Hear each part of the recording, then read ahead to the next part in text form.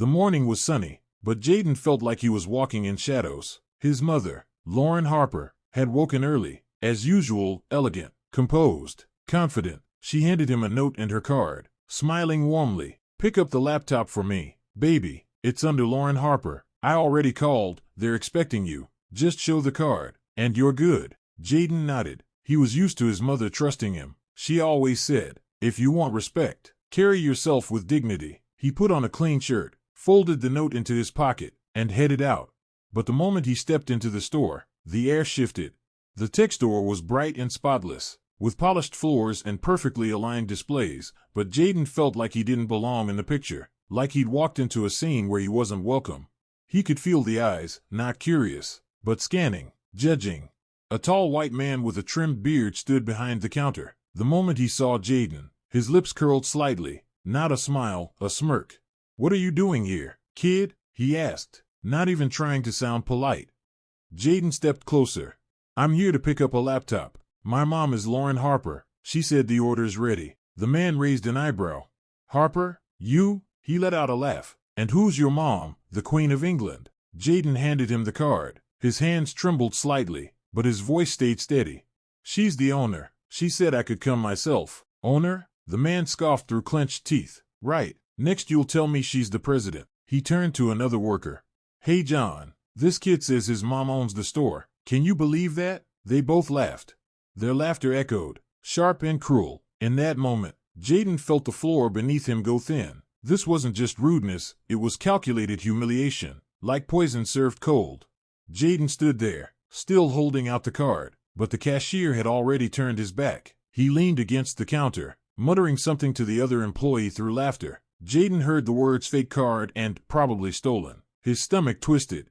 He wasn't stupid. He knew what this was. He had felt it before, in smaller ways, when teachers ignored his raised hand, when security at the mall followed him for no reason, when people flinched just slightly as he walked past. But this was different. This was open, loud, a public declaration that he didn't belong. He cleared his throat. "You can call her my mom. Her number is on the account." The cashier slowly turned around, his face now a mask of fake patience. "Listen, kid, I don't know what kind of game you're playing, but this isn't a place for you to pretend. You want something? Come back with an adult." Jaden swallowed hard. "She is the adult, and she owns this place." The man's smile disappeared. He leaned in slightly. "I've worked here for 7 years. I've never seen your mother. Don't lie to me." Jaden stared at him, silent. "What? Got nothing to say now?" Suddenly, the store's energy shifted. Another customer, a middle-aged white woman in a business suit, walked by and frowned at the scene. "Is there a problem here?" she asked, glancing from Jaden to the cashier. The man straightened up quickly. "No problem, ma'am. Just handling a little confusion." Jaden looked at her, his eyes searching for help, but she only offered a tight, polite smile and kept walking. He was invisible again. Until there was trouble. That's when people noticed kids like him. When someone accused them, when someone laughed at them, when someone assumed the worst. Jaden turned away and pulled out his phone. He pressed her name, Mom. His hands were shaking now. He hated that. He hated feeling small. She answered on the second ring. "Hey baby, everything okay? Let's take a short pause. If you're listening to this story, we'd love to hear from you. Where are you tuning in from? Have you ever experienced something similar, a moment where someone doubted you just because of how you looked? Leave a comment and let us know. And if you haven't already, don't forget to follow for more powerful stories like this one. Now, let's continue." He paused, looked back at the cashier, who was still grinning. "Can you come to the store?" Her voice changed instantly. "What happened?" Jaden didn't have to explain much. She already knew. It took her less than 10 minutes. Jaden stood near the corner of the store, arms crossed, staring at the floor. The cashier was still watching him, now with a look of smug boredom, like he was waiting to be proven right. The other employee kept glancing between them, uneasy but silent. Then came the sound. Click, click, click. Heels, fast, sharp, precise. Jaden looked up. She entered like a storm in heels and tailored power. Lauren Harper, black blazer, sleek ponytail, gold watch, and a stare that could silence a room. And it did. The moment she walked through the doors, everything stopped. Conversations died mid-sentence. Fingers froze over keyboards. Even the cashier straightened, suddenly uncertain. She walked straight to Jaden. She didn't say anything at first, just placed a firm hand on his shoulder and turned her eyes to the man behind the counter. You, name? He blinked. Eric. Her voice was calm, too calm.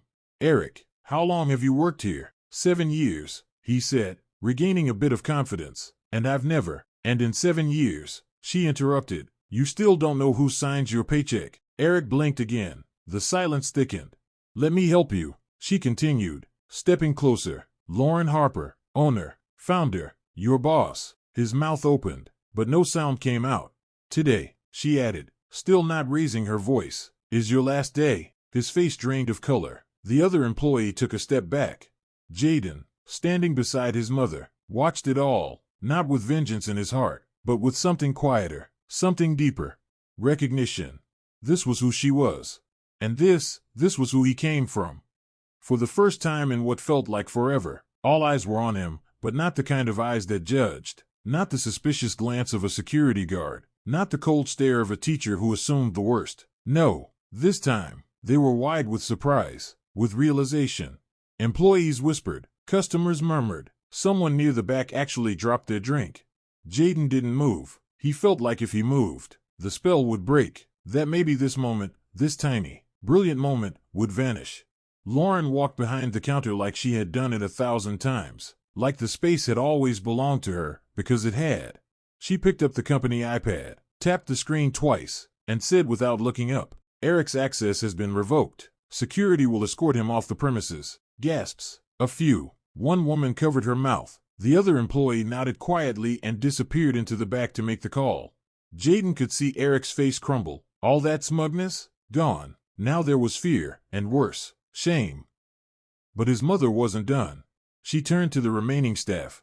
Let this be clear, if anyone in this store, anyone, treats a customer with disrespect, prejudice, or ignorance, you will not be part of this team. I built this business to be a reflection of us, not a weapon against our children. Silence. Then something unexpected, applause, a single clap, then another, and suddenly, the store was filled with it, customers, staff, even the woman in the suit who had walked away earlier. Jaden didn't smile, not yet, but inside, something had started to thaw, to rise. Not pride, not exactly. Something older, something he had waited to feel for a long time. Worth. The store slowly returned to motion.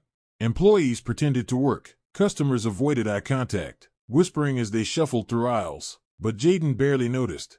His mother had gently taken his hand and led him into her office, glass walls, leather chairs, awards on shelves, the scent of jasmine and ink. She closed the door behind them. Silence. Jaden didn't sit. He stood in the middle of the room, arms hanging at his sides, still feeling like the boy in the aisle, not the son of the owner, just a kid who'd been laughed at in front of strangers. She waited. Let him breathe. Why didn't you tell me? He finally asked. His voice cracked. Why didn't I know you owned all this? Lauren looked at him, eyes soft but steady. Because I didn't want you to carry it like a shield. I wanted you to walk in this world and be yourself, not someone hiding behind my name. Jaden looked away. They don't see me. A pause. They don't want to. She walked to him, rested her hands on his shoulders. That's why I built this place, so that one day, kids like you wouldn't have to explain themselves just to be seen. I didn't hide this from you, Jay. I was waiting for you to see it. Jaden's throat tightened. He called me a liar. Lauren nodded. And now he knows who you are. He didn't respond. Instead, he walked to the window that overlooked the store floor. Customers were still browsing. Life was moving on, as if nothing had happened. But something had. And not just outside. Inside. Jaden turned back to her. I want to come here more often, not just to visit, to learn. She smiled. This time, fully. Then let's begin. He wasn't supposed to be there. Jaden was helping stock shelves in the back when he saw him, standing just outside the glass entrance, shoulders hunched, holding a paper bag and a folded piece of paper. Eric. The man who had humiliated him in front of a crowd, the man who laughed at him like he was a joke, that man, was now crying. Jaden froze. Mom, he said quietly, he's outside. Lauren didn't flinch. She simply wiped her hands, stepped out from her meeting with 2 regional managers, and walked toward the front door. Jaden followed. When she opened the door, the sound of the street poured in of cars, voices, wind. Eric didn't look up. Lauren, he said, voice cracking, I didn't come to ask for my job back. She stayed silent. I came because I needed to say something to him. He looked past her, straight at Jaden. The boy didn't move. I was wrong, Eric whispered. I judged you before I knew you. I thought you were lying, that you were just another kid wasting time in a place you didn't belong. Jaden clenched his fists. Eric stepped closer, slowly, almost afraid. I've worked here for 7 years and I never stopped to think how I looked at people like you, like your mother didn't belong at the top, like you didn't belong here unless you were cleaning or buying. He took a breath. You don't have to forgive me. I needed to say it. Lauren's face was unreadable. Jaden looked up at his mother. She gave him a small nod. And then Jaden spoke. You were right about one thing. I didn't belong in the story you imagined. He paused. But I do belong in the one she built. And with that, he turned away, back into the store. Eric didn't follow. He stood there, eyes red, the paper in his hand shaking in the wind. Regret isn't loud. It's quiet. And sometimes, it wears a name badge. Jaden wore the staff badge now. It still felt strange, having keys to the back room, greeting customers, organizing displays, but he was getting used to it. He liked being behind the counter, not because of power, but because he finally belonged. Then she walked in. A tall woman, pearls around her neck, sharp sunglasses indoors, the kind who snapped her fingers before speaking. She didn't look at Jaden when she approached the register. Where's the real cashier? She asked. Jaden blinked. I can help you, he replied calmly. She scoffed, eyes trailing over him like he was gum on the sidewalk. I said the real cashier, not the stock boy playing manager. Jaden didn't flinch this time. He didn't look to the back room for help. He didn't shrink or question himself. He simply leaned forward, folded his arms on the counter, and said, Ma'am, I work here. I'm trained. I'm also the owner's son. But none of that should matter. What should matter is how I'm treating you, and so far, I've been nothing but respectful. The woman's face twitched. Jaden didn't stop. If you still don't want my help, that's your choice. But in this store, respect goes both ways. She stared at him, silent. Then, surprisingly, she adjusted her purse, cleared her throat, and mumbled, I'll take the sweater, size medium. Jaden scanned the tag, bagged it neatly. No cheers, no applause, just a moment. But it was a powerful one. Because this time, he spoke. And he didn't need his mother to step in. The night came quietly. Jaden sat across from his mother in their small but warm living room. No store lights, no voices, just a steaming mug of tea in each of their hands and the low hum of the refrigerator in the background. He had questions. She knew it. And this time, she was ready to answer. You ever wonder why I never talk much about before the store? She asked softly. Jaden nodded. Lauren leaned back, stared into her cup, then began. I was 22, broke, just finished college with debt so deep, it felt like a second skin. No business connections, no investors, no one in the world thought a girl like me would own a store like that. She looked at him with a quiet intensity. I was told to start small, bake cakes, sell online, keep it modest. You know what they really meant? Stay in your lane. Jaden's eyes didn't leave hers. And I tried. I really tried. I worked in places where I had to wear fake smiles for people who called me girl even when I was the manager, where I cleaned floors after hours while the white interns got praise for just showing up on time. Her voice wavered, but only a little. There were nights I cried in my car, wondering if it was all a mistake, if I was wrong to believe I could build something bigger than the cage they'd assigned me. She sipped her tea. Then one night, I got mad, real mad, not just at the people who doubted me, at myself, for believing them. She smiled faintly. That rage built this business, not spite or fire. I scraped together everything. I sold the car. I begged a woman from my old college to co-sign a loan. And I opened the doors with second-hand shelves and chipped tiles. Jaden whispered, but look at it now. She nodded. Yes, look at it now, but don't forget what it cost. She set down her mug and leaned in. I've been spit on, shortchanged, ignored, told I didn't belong, and I took all of it. Because one day, I knew you'd walk into that store, and I didn't want you to see a mom who gave up. I wanted you to see a force. Jaden's chest tightened. Lauren reached out and touched his hand. You think what happened with that cashier hurt me? No, it hurt you, and that's what made me angry. But look how you carried it. Look what you're becoming. Silence. Then Jaden asked, Are you proud of me? Her answer was immediate. Every second of every day. And for the first time since the incident, he smiled, not just because he felt safe, but because he felt seen. The meeting was supposed to be routine.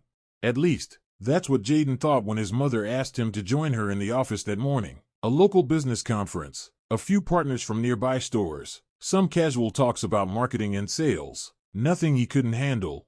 But when they walked into the room, he felt a shift.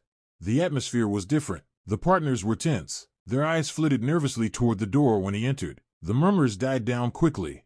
"Jaden, come sit next to me," Lauren said, her voice steady. He took the seat beside her. Glancing around the room, he noticed the way one of the partners, Greg, shifted uncomfortably in his chair. Greg's eyes were cold, disapproving. It wasn't until the second half of the meeting that it became clear. "So," Greg began, his voice almost mocking, "it's nice to see the family supporting the business. But tell me, Jaden, do you really think you can handle it? Or is this just a phase?" Jaden froze. Lauren didn't flinch. She looked at him, waiting for him to respond. Greg wasn't just questioning his ability, he was questioning his right to even be there. "I don't think it's a phase," Jaden said, his voice calm, but the words came out sharper than he intended. "I've been here every day, working. I know what this store means to my family, to my community." Greg raised an eyebrow, looking over at Lauren, as if to say, does he even understand what he's talking about? "I don't need anyone to give me permission," Jaden continued. "I'm not here for your approval. I'm here because I belong here, and I won't let anyone tell me otherwise." There was a moment of silence. Greg looked at him, disbelief and scorn mixing on his face. He opened his mouth to say something more, but Lauren cut him off. "Enough," she said sharply. "Jaden has every right to be here, and the work he's done, what he's already proven, speaks louder than any of your doubts." The room fell into an uncomfortable quiet, but then Jaden stood up. His heart was racing, but his voice didn't tremble. "My mother built this from the ground up, and no one here gets to decide if I'm worthy of being part of it, not even you." The tension was palpable, but instead of crumbling under the pressure, Jaden stood taller. He had made his choice. He would no longer hide. He wouldn't back down. And as he turned to leave, he could feel the weight of that decision on his shoulders. But it was a weight he had chosen to carry. It had been a few months since Jaden had made his stand at that meeting. A lot had changed. The store was thriving. The community had rallied behind Lauren and Jaden, and customers now sought out the store, not just for the quality of its goods, but for the values they represented. But the fight was far from over. Greg, the partner who had questioned Jaden's place, had not let go of his bitterness. He tried undermining the business at every turn, spreading rumors, even suggesting to other investors that the store's success was more luck than skill. But Lauren didn't back down. Neither did Jaden. Then, one day, Lauren received an email that changed everything. It was an offer. A generous one. A buyout offer. It came from a competitor, someone who had been watching the store's rise for months. They wanted to purchase Lauren's business, for a price that would set them up for life. It was tempting. The financial freedom, the opportunity to step away from the stress, to focus on herself. But the moment she read the email, she knew it wasn't right, not just for her, but for Jaden, for the community. She called Jaden. "We've got a decision to make," she said when he answered. "What kind of decision?" "A big one. Someone wants to buy the store. They've offered a lot of money. But the question is, will we sell?" Jaden felt a knot in his stomach. The idea of selling the store, of giving up the dream, felt like a betrayal. "No, we can't sell. This store isn't just ours. It's for the people who believed in us, the ones who stuck around when it wasn't easy." Lauren smiled, her pride in him evident. "I thought you'd say that." They agreed together, no sale. They would fight to keep what they had built. That decision wasn't easy, though. Greg pushed harder, launching a campaign to discredit them, hiring lawyers to try and seize ownership. But the community was on their side. The same people who had once questioned them, now rallied for them. They fought back. It wasn't just about business anymore. It was about dignity, about standing up for what they had created against a system that didn't want to see them succeed. And in the end, it worked. Greg and the competitor were forced to back off. The rumors stopped. The threats faded. The store, their store, remained standing strong. And Jaden? He had become more than just the son of the owner. He had become the face of resilience, of hope. In a moment that could have broken them, it had made them stronger. Lauren walked into the store one last time that night. After everything had settled, Jaden was there, as always, behind the counter. She stood beside him, looking at the shelves. the rows of goods that had taken years to build. "We did it," she whispered. Jaden nodded, his eyes filled with gratitude and pride. He had earned his place in this world, not because of his last name, but because of who he was, and who he was becoming. And together, they looked toward the future, a future that, for the first time in a long while, felt truly theirs.